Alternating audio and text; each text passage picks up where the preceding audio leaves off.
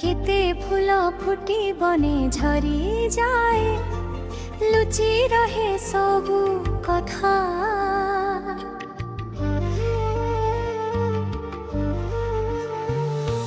महकरे तार चौदिग बासे असीम तार प्रतिभा सबुरी मुहरे केवल सीना सीए तो बन मल्लिका बन मल्लिका बन मल्लिका। ବଣମଲ୍ଲୀ କେବଳ ଜଙ୍ଗଲରେ ଜନ୍ମିଥିବା ଏକ ଫୁଲ ନୁହେଁ, ଏହା ସରଳତା, ସୌନ୍ଦର୍ଯ୍ୟ ଓ ପ୍ରାକୃତିକତାର ପ୍ରତୀକ। ମଲ୍ଲୀ ଫୁଲ ତାର ସୁଗନ୍ଧରେ ଯେପରି ପରିବେଶକୁ ପବିତ୍ର କରେ, ସେପରି ଏହି ଶବ୍ଦ ଆମ ମନକୁ ସାନ୍ତ୍ୱନା, ଶାନ୍ତି ଓ ପବିତ୍ରତା ଦେଇଯାଏ। ଅବିଭକ୍ତ କୋରାପୁଟ ବଣ ଜଙ୍ଗଲ ଘେରା ଏକ ବିସ୍ତୃତ ଅଞ୍ଚଳ। ଏହାର ଐତିହ୍ୟ, ଏହାର ପରମ୍ପରା, ସଂସ୍କୃତି ଗୌରବମୟ। ଶାନ୍ତ, ସରଳ, ଚପଳ, ଛଳଛଳ ଏହାର ଅଧିବାସୀ। ବଣମଲ୍ଲୀ ବଣରେ ଫୁଟି ବଣରେ ଝରିଯିବା ପରି ଏ ଅଞ୍ଚଳର ଅନେକ କଳାକାର ନିଜ କଳାର ମହକରେ ମହକାଇ ଏଇଠି ହିଁ ଝରିଯାଆନ୍ତି ନିଭୃତରେ, ନିଶବ୍ଦରେ। ସେହି ବଣମଲ୍ଲୀଙ୍କୁ ଖୋଜି ଲୋକଲୋଚନରେ ପହଞ୍ଚାଇବା ହେଉଛି ଆମ ବନମଲ୍ଲିକା କାର୍ଯ୍ୟକ୍ରମର ଉଦ୍ଦେଶ୍ୟ।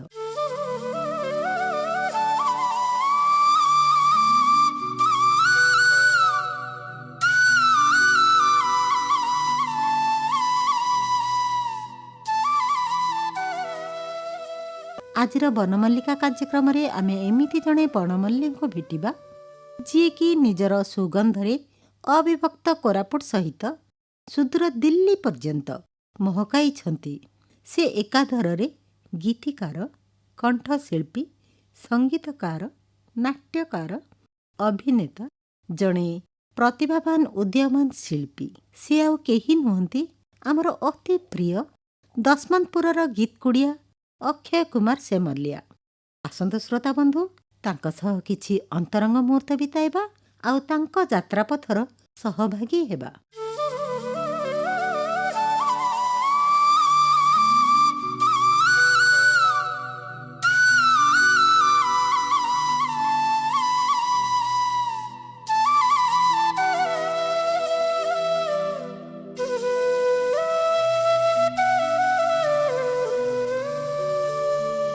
ସାର୍ ନମସ୍କାର।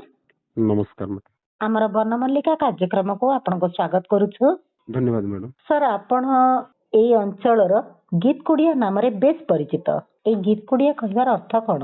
ଗୀତକୁଡ଼ିଆ କହିବାକୁ ଗଲେ କୋରାପୁଟ ଜିଲ୍ଲାରେ ଆମର ଯୋଉମାନେ ଗୀତ ଗାଆନ୍ତି, କବିତା ଗାଆନ୍ତି, ଅନ୍ତାକ୍ଷରୀ କରନ୍ତି, ଗୀତମାରା କରନ୍ତି, ସେମାନଙ୍କୁ ସ୍ୱତନ୍ତ୍ର ଗୀତକୁଡ଼ିଆ ବୋଲି କୁହାଯାଏ। ତ ଆପଣ ଗୀତ ନିଜେ ଲେଖନ୍ତି ଆଉ ତାକୁ ସ୍ୱର ମଧ୍ୟ ଦିଅନ୍ତି। ଆଜ୍ଞା, ଏଇ ସ୍ୱର ସଂଯୋଜନା କାହା ସହଯୋଗରେ କରନ୍ତି ନା ନିଜେ କରନ୍ତି? ନିଜେ କରେ ମ୍ୟାଡ଼ାମ। ଯୋଉ ଗୀତ ଗୁଡିକ ଲେଖନ୍ତି, ଆପଣ ତ ଅନେକ ଗୀତ ଲେଖିଛନ୍ତି ଆମର ଏଇ ଅଞ୍ଚଳର ଏଇ ମାଟି ପାଇଁ।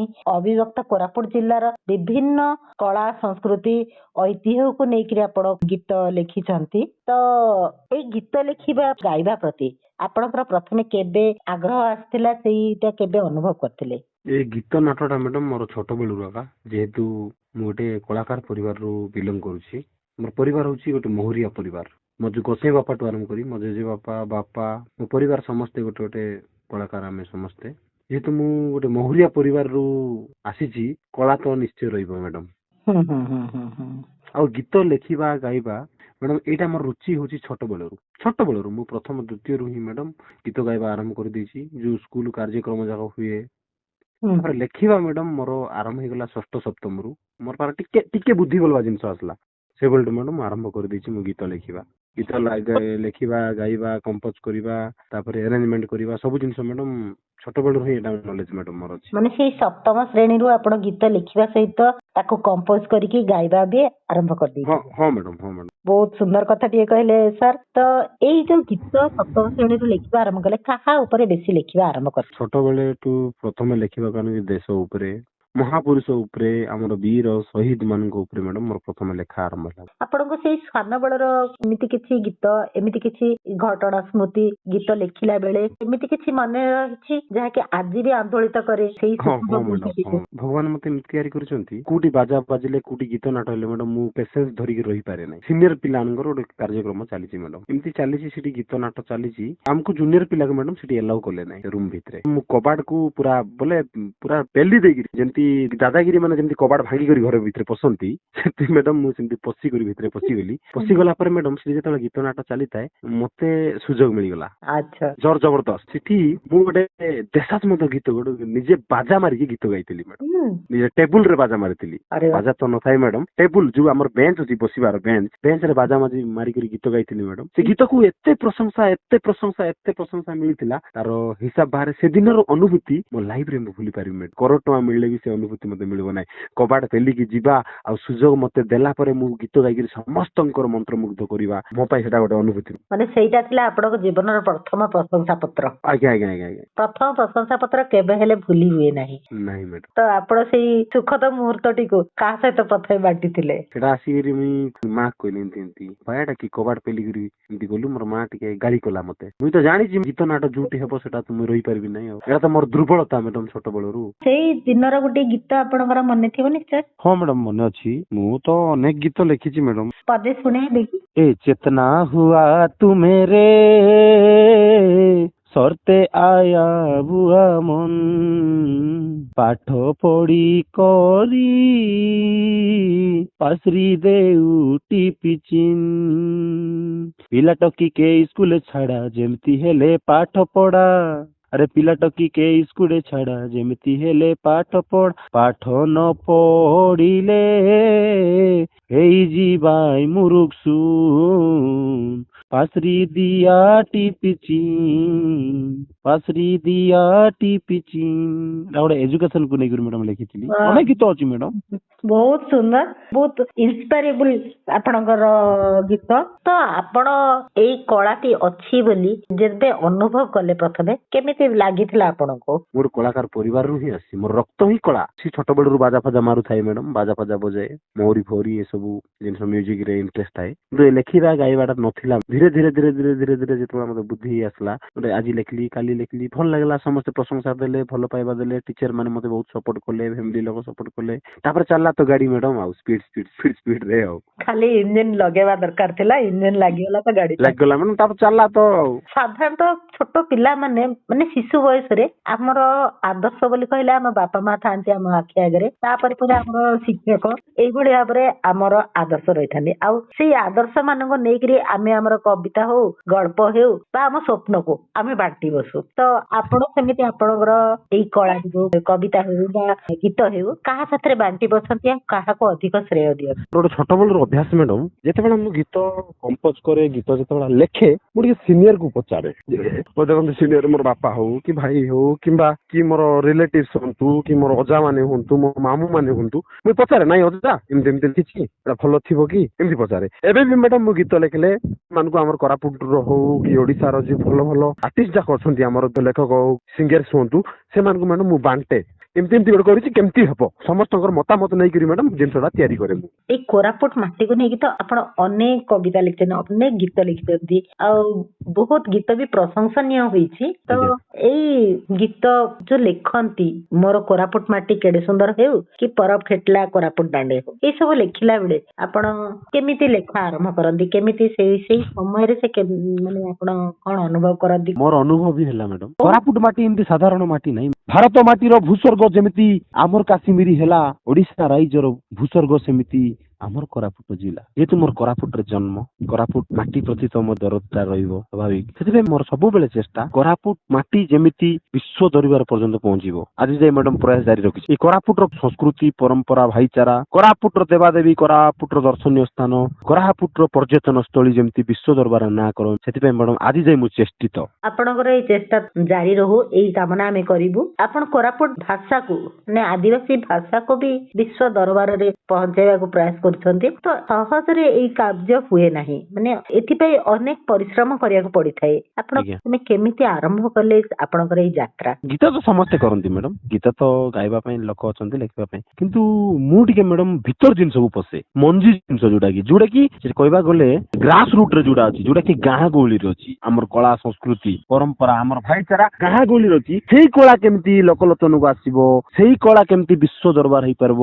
ଆପଣଙ୍କୁ ଗୋଟେ ଉଦାହରଣ ଦେଇକି କହିବି, ଆଜିର ଦିନରେ ଆପଣ ମାନେ ଦେଖିପାରିବେ ନାହିଁ ଡୁଡୁଙ୍ଗା, ଆଜିର ଦିନରେ ଆପଣ ମାନେ ଦେଖିପାରିବେ ନାହିଁ ଗୀତମାରା, ଆଜିର ଦିନରେ ଆପଣ ଦେଖିପାରିବେ ନାହିଁ ଟାମକ ଢୋଲ ବଂଶୀ ମହୁରୀ, ଆଜିର ଦିନରେ ହଜି ଗଲାଣି ମ୍ୟାଡମ। ସେଇ ଜିନିଷ କେମିତି ବାର ବାର ମୁଁ ଗୀତରେ ଏକ୍ସପେରିଏନ୍ସ କରେ, ଯେମିତି ବାର ବାର ନାଁ ରହିବ। ଆଉ ନାଁ ଅଛି ପିତଳ ମହୁରୀ, ନାଁ ଅଛି ଡୁଡୁଙ୍ଗା, ନାଁ ଅଛି ଟାମକ ଢୋଲ ବଇଁଶୀ, ନାଁ ଅଛି ଲେଙ୍ଟି ମାରା, ନାଁ ଅଛି ଆଡକି ଗାତି, ନାଁ ଅଛି ବାନା, ନାଁ ଅଛି ବଞ୍ଜଗଡି, ନାଁ ଅଛି ଛାତ୍ରୀ ତାରଲା, ନାଁ ଅଛି ଖଲିଦନା। ସବୁ ମ୍ୟାଡମ ଆମର ସଂସ୍କୃତି ଧୀରେ ଧୀରେ ଲୋପ ପାଇଗଲାଣି। ସେଇ ଜିନିଷକୁ ମ୍ୟାଡମ ମୁଁ ପ୍ରୟାସ କରିଛି, ଆମର ସଂସ୍କୃତି ଆମର ପରମ୍ପରା ଆମର ଏଇ ସବୁ ଜିନିଷ ଯେମିତି ମ୍ୟାଡମ ବିଶ୍ୱ ଦରବାରରେ ପହଞ୍ଚିବ, ଆଜି ଯାଇ ମୁଁ ଜାରି ରଖିଛି ମ୍ୟାଡମ। ଆମେ ତାହେଲେ ଗୋଟେ ଗୀତ ଶୁଣିବାକୁ ଚାହିଁବୁ ମୋର କୋରାପୁଟ ମାଟି କେଡେ ସୁନ୍ଦର ଉପରେ। 12 ମାସେ 13 ପରବ ଆମର, ଚାରିବାଟେ ଝଲା ମଝିରେ ଡଙ୍ଗର, ଖମନ ଉପରେ ଘର, ଓଡିଶା ରାଇଜେ ସ୍ୱର୍ଗପୁର କାଏ, କୋରାପୁଟ ଜିଲ୍ଲା ଆମର, କଟପାଡି ଠାନୁ କଟିଆ ଯାକ, ଆମେ ହେଲୁ ବାବୁ ଦେଶିଆ ଲୋକ, ଆମର ଡୁଡୁମା ଝର, ଦେଓମାଲିଆରି ଗୁପତେଶ୍ୱର କାଏ, ସିଂହାସନ ନନ୍ଦପୁର, ମୋର ଗାଁ ଦଶମନ୍ତପୁର, ଲମକେ ଲମଲେଞ୍ଜିଆ ଡଙ୍ଗର, ଥିଲା ଫୁଟା ଝରଣା, ଗାଡପାଲିର ପାବନ ଫୁଲ ବୋଟା, ଡଙ୍ଗର ତଲେ ମୋର ଗାଁ, ଏ ପାଣି ପବନ ଡଙ୍ଗର ଫୁଲ ବନ, କୋରାପୁଟ ମାଟି ନେଇଛୁ ଜନମ, ସବୁଜ ସୁନ୍ଦର ଆମର କୋରାପୁଟ, ରହିଲା ଭାରତେ ଏ ମାଟିର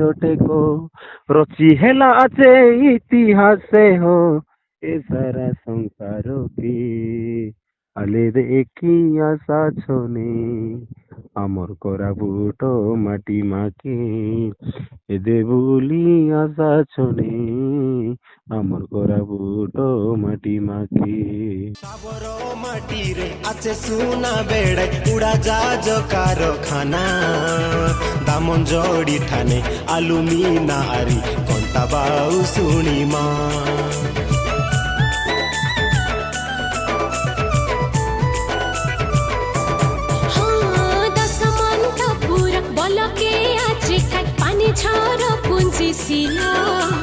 লখিমপুর পাখে কুটিনি পদর শিবলিঙ্গ মাল মাল, এটি আদিবাসী কলা সংস্কৃতি খোঁজিলে না মিলে ভারতরে কন্তি, কলাপ মাছ কুণ্ড জল প্রপাত, তার প্রাকৃতিক জগতে খ্যাত, ধান মান্ডা বেড়ে কাতল পাচেরে এ মাটি মা গরবে, আলে দেখি আশা ছনে আমার কোরাপুট মাটি মাকে, এদে বুলি আশা ছনে আমার কোরাপুট মাটি মাকে, আলে দেখি আশা ছনে আমার কোরাপুট মাটি মাকে, এদে বুলি আশা ছনে আমার কোরাপুট মাটি মাকে। ଆପଣ କେବଳ କୋରାପୁଟ ମାଟିକୁ ନୁହେଁ, ଆପଣ ଆଜ୍ଞା ରାୟଗଡାର ଚୈତିକୁ ନେଇକି ବି ଗୀତ ଗାଇଛନ୍ତି। ମ୍ୟାଡମ। ତ ଏ ଚୈତି ଗୀତ କେମିତି ଲେଖିଲେ, କେତେବେଳେ ଲେଖିଲେ, କଣ? ମ୍ୟାଡମ ଏଇଟା ଗୋଟେ ମଜା କଥା, ଚୈତି ଗୀତଟା ଆପଣଙ୍କୁ କହିଲେ ମଜା ଆପଣଙ୍କୁ ଲାଗିବ। ମୁଁ ଯେତେବେଳେ ମୁଁ ଯାଇଥିଲି କଟକରେ ମୋର ପ୍ରାୟ ଗୀତ ରେକର୍ଡିଂ ହୁଏ, କଟକ ଯେତେବେଳେ ରେକର୍ଡିଂ ପାଇଁ ଯାଇଥିଲି ମ୍ୟାଡମ, ସେଠି ଏବେ ଆଉ କଣ ପର୍ବପର୍ବାଣି ଅଛନ୍ତି ବୋଲି ସେ ମତେ ପଚାରିଲେ, ରାୟଗଡା ଆମର ଚୈତି ଆସୁଛି, ଚୈତି ଗୀତ ଲେଖିଲେ ସାଙ୍ଗେ ସାଙ୍ଗେ କେମିତି ଲେଖିବି, ମୋ ଜୀବନର ପ୍ରଥମ ଗୀତ ମ୍ୟାଡମ ସ୍ପଟ ଲେଖିକି ରେକର୍ଡିଂ କଲି ମ୍ୟାଡମ, ସେଇ ଷ୍ଟୁଡିଓରେ ହିଁ ଲେଖିଲି, ଷ୍ଟୁଡିଓରେ ହିଁ ଗାଇଲି, ଆଉ ସେଇଦିନ ହିଁ ଲେଖିକି ସେଇଦିନ ଗାଇକିରି ଆସିବା ପ୍ରଥମ ଗୀତ ହଉଛି, ସେଟା ହଉଛି ମୋର ରାୟଗଡା ଚୈତି। जिके पूरा कागज कला उत्कला लुमिना आज के देखणी कारखाना, चेकटा रंगलीमा पानी झरा त्रिवेणी संगम चटी कणा,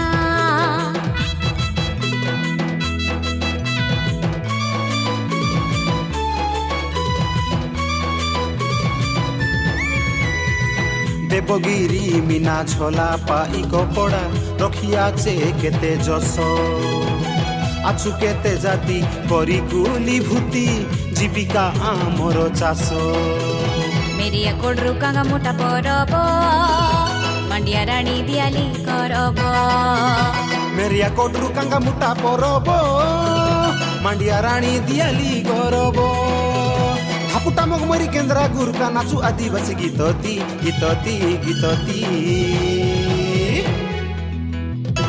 এই বরসর শীত মাসে রায়গড়া চৈতি আস পিলা টকি ডকর ডকরি নাচ গুলারতি এ বরসর শীত মাসে রায়গড়া চৈতি আশা পিলাটকে ডকরা ডকরি নাচু গুলারাদি আমার কলা সংস্কৃতি রায়গড়া চৈতি আমার কলা সংস্কৃতি রায়গড়া চৈতি আমার কলা সংস্কৃতি রায়গড়া চৈতি আমার কলা ସଂସ୍କୃତି ରାୟଗଡ଼ା ଚୈତି ଆହୁରି ବି ଆପଣ ମଣ୍ଡେଇକୁ ନେଇକି ଲେଖିଛନ୍ତି ମ୍ୟାଡାମ ନବରଙ୍ଗପୁରର ମଣ୍ଡେଇ ପର୍ବ ବେଳେ ଲେଖିଲେ ନା ଏମିତି ଲେଖିଥିଲେ ନାଇଁ ମ୍ୟାଡାମ ନାଇଁ ନାଇଁ ନାଇଁ ମ୍ୟାଡାମ ମଣ୍ଡେଇକୁ ନେଇକିରି ଯଦି ସବୁ ପାଇଁ କରୁଛି ମଣ୍ଡେଇକି ବି ନେଇକିରି ଗୋଟେ କରିବି ନବରଙ୍ଗପୁର ମାଟିକୁ ନେଇକିରି କରିବି ବୋଲି ଭାବିକରି ମ୍ୟାଡାମ ମୁଁ ଲେଖିଥିଲି ସେଇ ନବରଙ୍ଗପୁର ମଣ୍ଡେଇ ଟାଇମରେ ଲେଖିଥିଲି ଆଉ ସେଥିରେ ସବୁ ଏମିତି ବର୍ଣ୍ଣନା ହେଇଛି ଅଂଶକୁ ଆପଣ ଛୁଇଁଛନ୍ତି ଆପଣ ଠିକ କହିଲେ ଲାଗୁଛି ମ୍ୟାଡାମ ଆପଣ ସେଇ ମାଟିରେ ଜନ୍ମ ନାଇଁ ମ୍ୟାଡାମ ନବରଙ୍ଗପୁର ଆଉ କୋରାପୁଟ ଭିତରେ କିଛି ଡିଫରେନ୍ସ ନାହିଁ ନବରଙ୍ଗପୁର ଆମର ଭାଇ ଆକା ଆମେ ଯେତେବେଳେ ଗୋଟେ ପୁଅର 3-4 ପୁଅ ହୋଇଯାଆନ୍ତି ଯେତେବେଳେ ବାହାଘର ହେଇଯାଏ ସେତେବେଳେ ତାଙ୍କୁ ଆମର ଦେଶିଆ ଭାଷାରେ କହିଲେ ଭିନେ ହେବାକୁ ପଡେ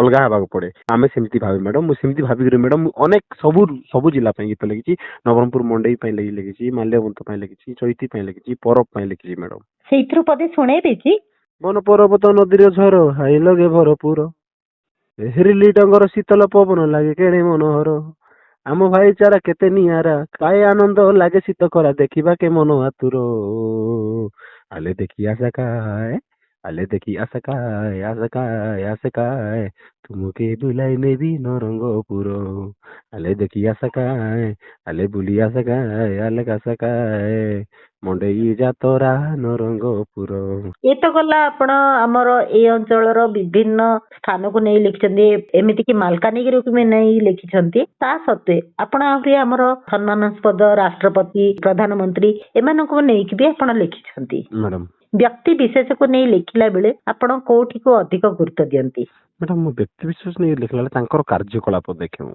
ମନ ଇଚ୍ଛା ମୁଁ ଯାହା ଆସିଲା ମୋ ହାତରେ ଯାହା ମୋ ପାଟିରେ ଆସିଲା ମୁଁ ସେଟା ଗାଇ ଦିଏ ନାହିଁ ମୁଁ ଚିନ୍ତା କରେ ଗୋଟେ ୱାର୍ଡ ମୁଁ ଲେଖିବା ପୂର୍ବରୁ 100 ଥର ଚିନ୍ତା କରେ ଏଇ ୱାର୍ଡ ଦେବା ଦ୍ୱାରା ଏଇ ଗୀତରେ ସଂଯୋଗ ହବ ତ ଆପଣ ଆମ ଏଇ ଅଞ୍ଚଳର ଲୋକଙ୍କର ଅଧିକାରକୁ ବି ନେଇକିରି କବିତା ଲେଖନ୍ତି ହଁ ମ୍ୟାଡାମ ମୁଁ ତ ଅନେକ କବିତା ଲେଖିଛି ଗୀତ ଲେଖିଛି ଦେଖନ୍ତୁ ତାଙ୍କର ସ୍ୱପ୍ନ ତାଙ୍କର ଅଧିକାର ତାଙ୍କର ସବୁ କିଛିକୁ ଆପଣ ସେଇ କବିତାରେ ଉପସ୍ଥାପନ କରିଥାନ୍ତି ଆଜ୍ଞା ଆଜ୍ଞା କୋରାପୁଟ ମାଟି ହଉଛି ଗୋଟେ ଏମିତି ଜିଲ୍ଲା ଯୋଉଠିକି ଆମେ ସବୁ ଜିନିଷର ବେନିଫିଟ ପାଇପାରୁନୁ ସବୁ ଜିନିଷର ସୁବିଧା ଗମନାଗମନ ହଉ ସୁବିଧା ନଥିଲା ଆଗ କାଳରେ ସେ ଜିନିଷ ମ୍ୟାଡାମ ନେଇକିରି ଆମ ଜିଲ୍ଲା ପାଇଁ ଲେଖିଥିଲି ଗୋଟେ ଦିଅ ଆମ ଅଧିକାର जुआर बाबू जुआर देशिया बोली आमके हीन नाई भबा कराखंडे उपकार ओडिशा माटीर भूस्वर्ग आज होई जाए नारखार विकास नारे विनाश चली देखी जाओ सरकार आदिम जुगर आदिवासी आमे दियो आम अधिकार स्वाधीन देश रे पराधीन आमे कर थरे प्रतिकार पाठ पढ़ी आमे शिक्षित होई भी चाकरी खंडे नाई आम लोक पुणी दादन खटंती बाहर राइजे जाई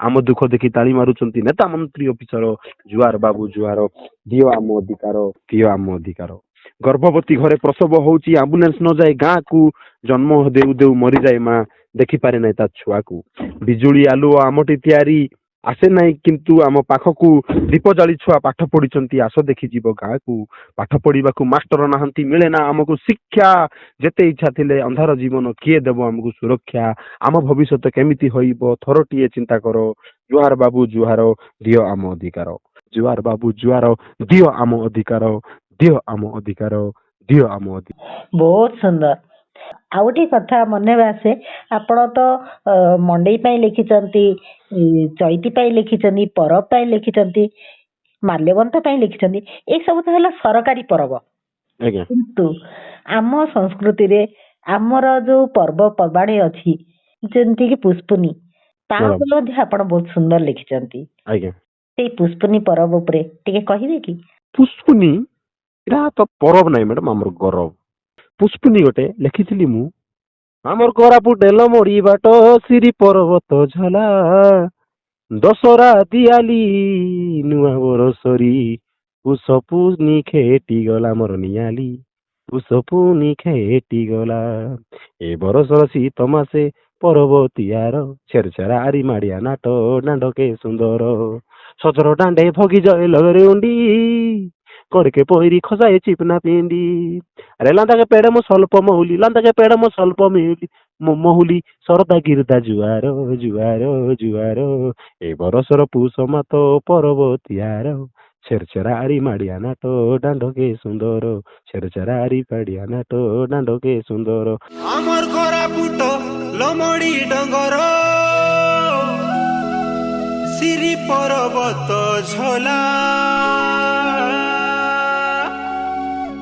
দশরা দিয়ালি পণ্ড মাস যাই পুষ্পুনি খেটি গালা মোর নিয়ালি পুষ্পুনি খেটি গালা। ଜଗନ୍ନାଥ ତତ୍ତ୍ୱ ଉପରେ ଆପଣ ଦିବ୍ୟସ୍ନାନ ସମ୍ମାନ ଏଇ ବର୍ଷ ପାଇଛନ୍ତି। ମ୍ୟାଡାମ ଅନେକ ପାଇଛି ମ୍ୟାଡାମ କୋରାପୁଟିଆ ଭାଷାରେ ମଧ୍ୟ ମୁଁ ଜଗନ୍ନାଥ ଭଜନ କରିଛି ମୁଁ। ତ ଏଇ ଜଗନ୍ନାଥ ତତ୍ତ୍ୱ ଉପରେ ଆପଣଙ୍କର କେମିତି?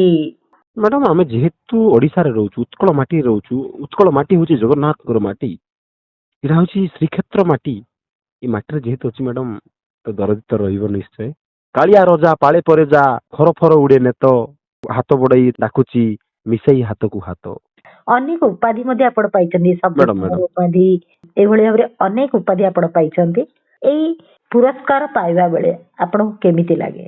ବିଧିବଦ୍ଧ ଭାବରେ ଆପଣ ପୁରସ୍କାର ପାଇଲେ ପ୍ରଥମ ପୁରସ୍କାର ଯେତେବେଳେ ପାଇଲେ। କଳାକାର ସବୁବେଳେ ସ୍ୱାଭିମାନୀ ମ୍ୟାଡାମ ଆମେ କଳାକାର ଗୋଟିଏ ପରିବାର ଆମେ କଳାକାର ଗୋଟେ ସ୍ୱାଭିମାନୀ କେବେ ମ୍ୟାଡାମ ସେ କାହାର ଜୁରି ମାରି ଖାଇବେ ନାହିଁ କାହାର ଅନ୍ୟାୟ କରି ଖାଇବେ ନାହିଁ ଭୁକରେ ରହିଯିବେ ଭୁକ ଉପାସରେ ଆମେ ଲୋକଙ୍କୁ ଖୁସି ଦେବା ଆମେ ସବୁବେଳେ ତିଆର ମ୍ୟାଡାମ। କଳାକାରକୁ ସବୁଠାରୁ ଇମ୍ପୋର୍ଟାଣ୍ଟ ଜିନିଷ କଣ ଜାଣିଛନ୍ତି ମ୍ୟାଡାମ ସେଟା ହଉଛି ପୁରସ୍କାର ଆଉ ସମ୍ମାନ। ସମ୍ମାନ ହଉଛି ଗୋଟେ କଳାକାର ପାଇଁ ସବୁଠାରୁ ମୂଲ୍ୟବାନ ଜିନିଷ ମ୍ୟାଡାମ। ମଞ୍ଚ ହଉଛି ତା ପାଇଁ ଗୋଟେ ସ୍ୱର୍ଗ ମ୍ୟାଡାମ। ମୁଁ ଅନେକ ପୁରସ୍କାର ପାଇଛି ମ୍ୟାଡାମ ଆପଣ କହିଲା ଭଳିଆ ଅନେକ ଉପାଧି ମଧ୍ୟ ପାଇଛି ମୁଁ ଓଡ଼ିଶାରେ ଓଡ଼ିଶା ବାହାରେ ମଧ୍ୟ ମ୍ୟାଡାମ ମୁଁ ସମ୍ମାନସ୍ପଦ ପୁରସ୍କାର ମାନପତ୍ର ଆଦି ପାଇଛି ମୁଁ। ସେ ସମୟର ମୁମେଣ୍ଟ ମ୍ୟାଡାମ ଯଦି ମନେ ପଡେ ଆଖିରୁ ମ୍ୟାଡାମ ପାଣି ବାହାରି ପଡେ। ଆରେ ମୁଁ ଗୋଟେ କୋରାପୁଟ ଭଳିଆ ଦଶମନ୍ତପୁର ବ୍ଲକରେ ଯୋଉ ବ୍ଲକରେ କି ରାସ୍ତାର ସୁବିଧା ନଥାଏ ଯୋଉଠି କି ଆଲୁଅର ସୁବିଧା ନାହିଁ ଯୋଉଠି ଗାଡି ଘୋଡାର ସୁବିଧା ନାହିଁ ସେଇ ଜାଗାରୁ ଯାଇ ଆଜି ମୁଁ ଦିଲ୍ଲୀରେ ସମ୍ମାନିତ ସେଇ ଜାଗାରୁ ଆସି ମୁଁ ପୁରୀରେ ସମ୍ମାନିତ ସେଇ ଜାଗାରୁ ଆସି ମୁଁ ରାଜଧାନୀରେ ସମ୍ମାନିତ ସେଇ ଜାଗାରୁ ଆସି ମୁଁ କୋରାପୁଟରେ ସମ୍ମାନିତ ସେଇ ଜାଗାରୁ ଆସି ମୁଁ ରାୟଗଡା ମୁଁ ଓଡିଶାର ପ୍ରତ୍ୟେକ ଜାଗାରେ ମୁଁ ସମ୍ମାନିତ। ମ୍ୟାଡାମ ଆଖିରେ ମୋର ଲୁହର ଧାର ବହିଯାଏ ଆଖିରେ ମୋର ଲୁହର ଧାର ବହିଯାଏ। ସତରେ ବହୁତ ସୁନ୍ଦର ସେଇ ଅନୁଭୂତି। ଏଥର ଟିକେ ବ୍ୟକ୍ତିଗତ କଥା ପ୍ରତି ଯିବା। ମ୍ୟାଡାମ କୁହନ୍ତୁ ଆପଣଙ୍କ ପରିବାରରେ କିଏ କିଏ ରୁହନ୍ତି? ମୋ ପରିବାରରେ ବାପା ମା ଭାଇ ମୋ ସ୍ତ୍ରୀ ମୋ ପୁଅ ଏବଂ ମୋର ଜେଜେମା ରୁହେ। ସାନ ଭଉଣୀ ଥିଲା ମ୍ୟାଡାମ ବାହା ହେଇଗଲା ସୁନାବେଡାରେ ବାହା ହେଇଛି। ପତ୍ନୀ ଆପଣଙ୍କୁ କେତେ ଦୂର ସପୋର୍ଟ? ହଁ ମ୍ୟାଡାମ ସପୋର୍ଟ କରନ୍ତି ଯେହେତୁ ଜାଣିଛନ୍ତି ତାଙ୍କେ ଗୋଟେ ଆର୍ଟିଷ୍ଟ ତାଙ୍କର ବହୁତ ସମ୍ମାନ ଅଛି ତାଙ୍କେ ମ୍ୟାଡାମ ମତେ ସପୋର୍ଟ କରନ୍ତି। ଆପଣ ମହିଳା ଦିବସରେ ମଧ୍ୟ ସମ୍ମାନିତ ହେଇଛନ୍ତି। ମାନେ ନାରୀ ମାନଙ୍କ ପାଇଁ ଅନେକ କବିତା ଅନେକ ଗୀତ ବି ଲେଖିଛନ୍ତି। ତା ଭିତରୁ ଗୋଟେ ସୁନ୍ଦର ଗୀତ ହଉଛି କୋରାପୁଟିଆ ଝିଅକୁ କୋଟି ସମ୍ମାନ। ସେ ସମ୍ପର୍କରେ ଟିକେ କୁହନ୍ତୁ ନା। କୋରାପୁଟର ଝିଅ କଣ ଏତେ ହୀନ କି ମ୍ୟାଡାମ? କୋରାପୁଟର ଝିଅ ପରା ବିଶ୍ୱ ଦରବାର ଚମକିଲେଣି। ଆମ କୋରାପୁଟ ଜିଲ୍ଲାର ଝିଅ ମାନଙ୍କୁ ସମସ୍ତେ ଗୋଟେ ଗଣଦେଖା କରନ୍ତି ଅଲଗା ଜିଲ୍ଲାର ଲୋକମାନେ ଏ କୋରାପୁଟିଆ ଦେଶିଆ ଝିଅ ମାନେ ଏମିତି କୁହନ୍ତି ମ୍ୟାଡାମ ଡାଇରେକ୍ଟ ମୁଁ ଶୁଣିଛି। ସେଥିପାଇଁ ମ୍ୟାଡାମ ମୁଁ ଗୋଟେ ଗୀତ କରିଥିଲି କୋରାପୁଟିଆ ଝିଅକୁ କୋଟି ସମ୍ମାନ। ସୁନା ସୁନା ସୁନା ହୋ ତମେ ସୁନା ସୁନା ସୁନା ହୋ ତମେ କୋରାପୁଟ ଆସ ଥରେ ବୁଲି ହୋ ତମେ କୋରାପୁଟ ଜିଲ୍ଲାକୁ ମାଟି ପାଇଁ ଦେଇଦିବେ ଜୀବନ ଜୀବନ ଜୀବନ ଆରେ ବନ ବିଲ ଘେରା ପାହାଡ ଆମ କେତେ ମହାନ କୋରାପୁଟିଆ ଝିଅଙ୍କୁ ଆମ କେତେ ସମ୍ମାନ। ଆସ ଆସ ଆସ ହୋ ତମେ କୋରାପୁଟ ଜିଲ୍ଲାକୁ ଦେଖି ଯିବ ଆସ ହୋ ତମେ ଆମ ଝିଅ ପିଲାକୁ।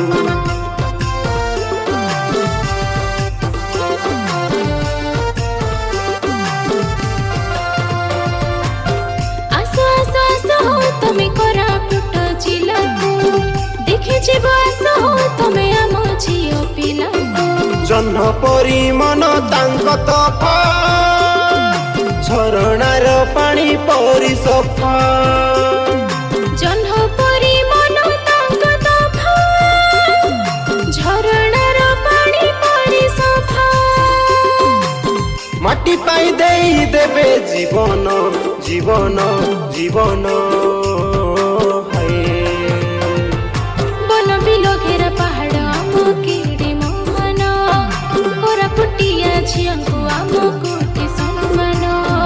ବନ ବିଲ ଘେରା ପାହାଡ଼ ଆମ କେତେ ମହାନ କୋରାପୁଟିଆ ଝିଅଙ୍କୁ ଆମ କୋଟି ସମ୍ମାନ। ଆପଣ ତ ଅନେକ କଥା କହିଲେ ଆପଣଙ୍କ ବିଷୟରେ, ତେବେ ଆପଣଙ୍କର ଆହୁରି ଅନେକ କଳାକାର ଗୁଣ ରହିଛି, ଯାହାକି ଆପଣ ଜଣେ ସଙ୍ଗୀତ ନିର୍ଦ୍ଦେଶକ ମଧ୍ୟ, ତା ସହିତ ନାଟ୍ୟ ନିର୍ଦ୍ଦେଶକ ମଧ୍ୟ ଆଜ୍ଞା। ଅଭିନୟ କରନ୍ତି। ଏ ସମ୍ପର୍କରେ ଟିକେ କୁହନ୍ତୁ। ଗୋଟେ ଆର୍ଟିଷ୍ଟ ପାଖରେ ସବୁ ପ୍ରକାର ଟ୍ୟାଲେଣ୍ଟ ଥିବା ଦରକାର। ମୁଁ ଗୋଟେ ଏମିତି ଆର୍ଟିଷ୍ଟ ମ୍ୟାଡ଼ାମ, ମୁଁ ଗର୍ବ କରି କହୁନି, ମୁଁ ଗୋଟେ ଲୁଣ ଗୋଟେ ଏମିତି ଜିନିଷ, ତରକାରୀ ଯେତେ ଆପଣ ଟେଷ୍ଟ କରି ଜାଣିଛନ୍ତି ସେଠି ଯଦି ଲୁଣ ପଡ଼ିନି ସେ ତରକାରୀଟା ବେକାର, ସେଇଭଳିଆ ମ୍ୟାଡ଼ାମ। ମୋତେ ଭଗବାନକୁ, ମୋ ମା ବାପାକୁ ଏତିକି ଧନ୍ୟବାଦ, ମୋର ପରିବାରକୁ ଏତିକି ଧନ୍ୟବାଦ ମ୍ୟାଡ଼ାମ। ମୁଁ ଗୋଟେ ଅଲରାଉଣ୍ଡର କଳାକାର ହେଇପାରିଛି।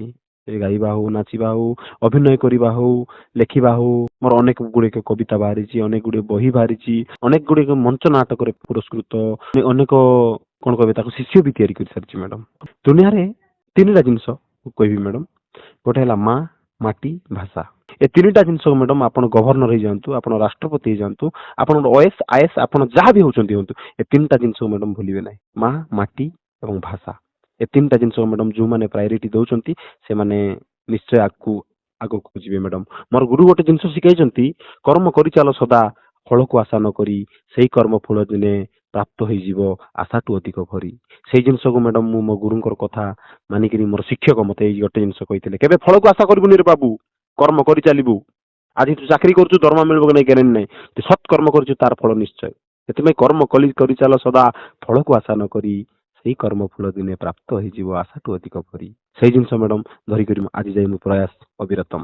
ସାର୍, ଆପଣଙ୍କର ପେଶା କ'ଣ? ଏ ତ ନିଶା ହେଲା ଆପଣଙ୍କର ମ୍ୟାଡ଼ାମ ଗୀତ। ମ୍ୟାଡ଼ାମ ମୋର ପେଶା ମ୍ୟାଡ଼ାମ, ମୁଁ ଗୋଟେ ଘରୋଇ କମ୍ପାନୀରେ କାମ କରୁଛି, ଲକ୍ଷ୍ମୀପୁର କଡ଼ିଙ୍ଗାମାଳି ଠାରେ ଗୋଟେ ଘରୋଇ କମ୍ପାନୀରେ ଠିକା କର୍ମଚାରୀ ରୂପେ କାମ କରୁଛି ଏବଂ ମୋର ପରିବାରର ଭୋକ ମେଣ୍ଟାଉଛି ମ୍ୟାଡ଼ାମ। ପେଶା ଯାହା ବି ହଉ, ସେଥିପାଇଁ ତ ନିଷ୍ଠା ଦରକାର। ମ୍ୟାଡ଼ାମ ତ ପେଶା ପାଇଁ ନିଷ୍ଠା, ପୁଣି ନିଶା ପାଇଁ ନିଷ୍ଠା, ପୁଣି ଆଜ୍ଞା। ପରିବାର ପାଇଁ ନିଷ୍ଠା, ମାନେ ଏଇ ଆଜ୍ଞା। ତିନୋଟି ଯାକକୁ ଆପଣ କିଭଳି ଭାବରେ ସାମଞ୍ଜସ୍ୟରେ ରଖିପାରନ୍ତି? ଦେଖନ୍ତୁ, ଏ ଜିନିଷ ଗୋଟେ ଏମିତି ଜିନିଷ, ମତେ ନେଇ ପରିବାରକୁ ନେଇ ମୁଁ, ମତେ ନେଇ ସଙ୍ଗୀତକୁ ନେଇ ମୁଁ, ମତେ ନେଇ କଳାକୁ ନେଇ ମୁଁ, ଯେହେତୁ ଅଛି ଆମେ ସବୁ ଜିନିଷକୁ ମାନେ ମ୍ୟାଡ଼ାମ ମ୍ୟାନେଜ କରି ରଖିବାର ଅଛି, ଆମେ କଣ୍ଟ୍ରୋଲ କରିପାରେ ମ୍ୟାଡ଼ାମ। ସେ ଶକ୍ତି ମୋତେ ଭଗବାନ ଦେଇଛନ୍ତି ମ୍ୟାଡ଼ାମ, ମୋର ପରିବାର ତରଫରୁ ସେ ଟ୍ୟାଲେଣ୍ଟଟା ଅଛି ମ୍ୟାଡ଼ାମ ମୋ ପାଖରେ, ମୁଁ ସବୁ ଜିନିଷକୁ ମ୍ୟାନେଜ କରିପାରେ। ବହୁତ ବହୁତ ଧନ୍ୟବାଦ ସାର୍। ଆପଣ ଆମ କୋରାପୁଟ ଜିଲ୍ଲାର ଗୋଟେ ଗର୍ବ, ଗୌରବ।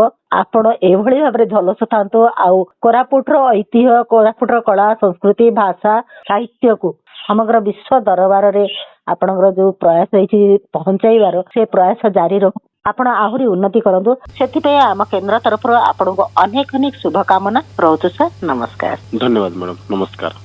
ଆମର ଭାଇ ଭଉଣୀ 21 ତାରିଖେ ହସ୍ତେ ରୁଆ ବନ୍ଧୁ ମିଳନେ ଭେଟ ହେବାକେ, ମୁଇଁ ଦଶମତ ପୁରିଆ ଅକ୍ଷୟ ପିଲା କହିଲିନି ତୁମକେ, ମୁଇଁ ଦଶମତ ପୁରିଆ ଅକ୍ଷୟ ପିଲା କହିଲିନି ତୁମକେ, ମୁଇଁ କୋରାପୁଟିଆ କାଚା ଦେଶିଆ କହିଲିନି ତୁମକେ।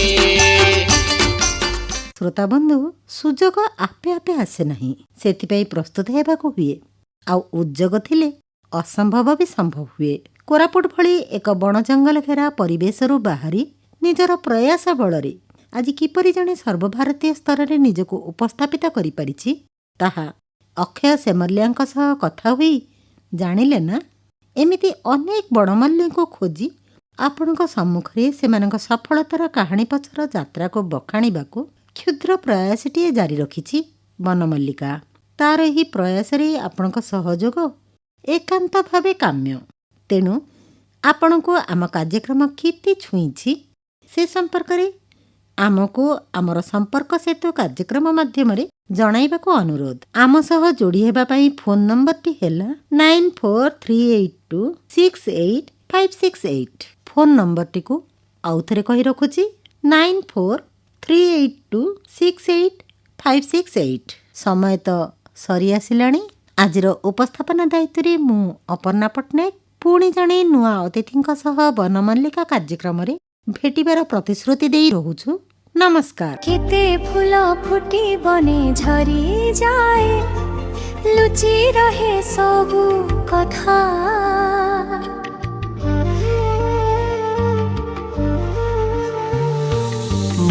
করে তার চৌদিগ বাসে অসীম তার প্রতিভা।